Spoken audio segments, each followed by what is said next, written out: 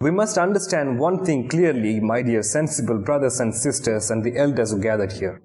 The future of a country is determined in the classrooms of the country. A country's welfare is determined in the kitchens of every house in the country.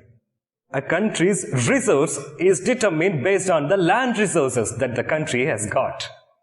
The wellness of the land sources of a country is determined by the water sources that the country has got, without a doubt.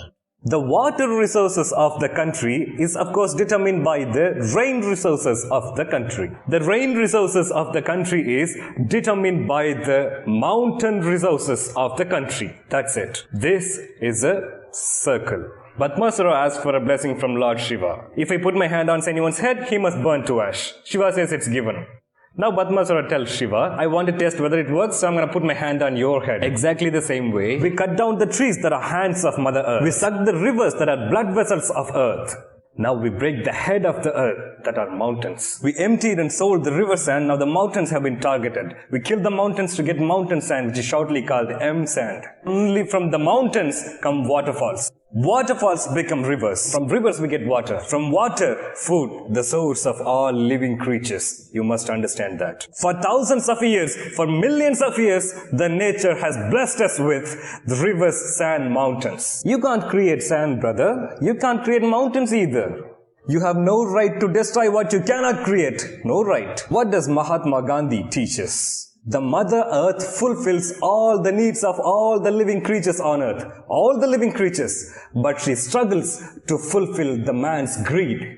Is it not cruel or brutal? What Lord Buddha has taught us. Just like a honeybee that comes to suck honey from a flower and it eats honey without making any damage to that flower, you humans should make use of the nature.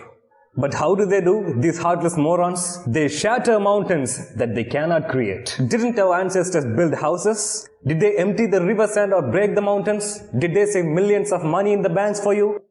Or did they get luxurious cars for you?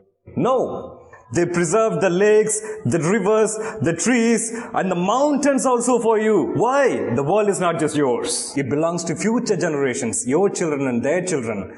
You're just a tenant who live here for rent.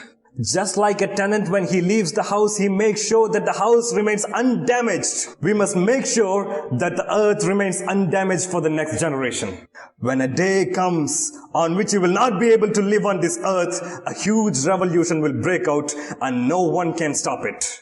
There has been no revolution for car, but if there is no food and water left, the revolution cannot be stopped in any part of the world. Kindly don't ignore us, then there will be no one to save you.